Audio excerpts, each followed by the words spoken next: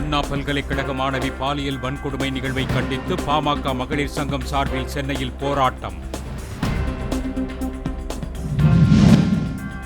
காவல்துறை தடையை மீறி போராட்டம் நடத்திய பசுமை தாயகம் தலைவர் சௌமியா அன்புமணி உள்ளிட்ட நிர்வாகிகள் கைது.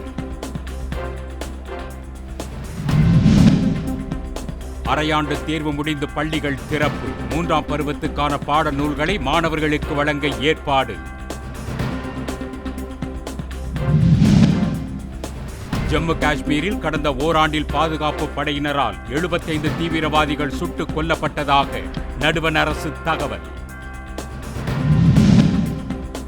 தங்கம் விலையில் பவுனுக்கு 240 ரூபாய் அதிகரிப்பு. சென்னையில் 1 பவுன் அணிகலன் தங்கம் 57,440 ரூபாய்க்கு விற்பனை. இந்தியாவில் கடந்த 123 ஆண்டுகளில் இல்லாத அளவுக்கு கடந்த ஆண்டு அதிக வெப்பம் பதிவானதாக இந்திய வானிலை நடுவம் தகவல்.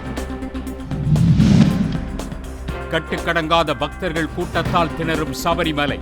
நேற்று ஒரே நாளில் 1 லட்சத்திற்கும் மேற்பட்டோர் வழிபாடு.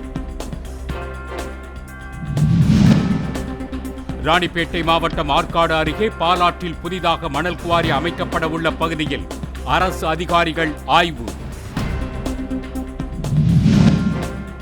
பதவிக்காலம் முடிவடைய உள்ள 28 மாவட்டங்களின் ஊராட்சிகளுக்கு சிறப்பு அதிகாரிகளை நியமிக்க தமிழக அரசு திட்டம்.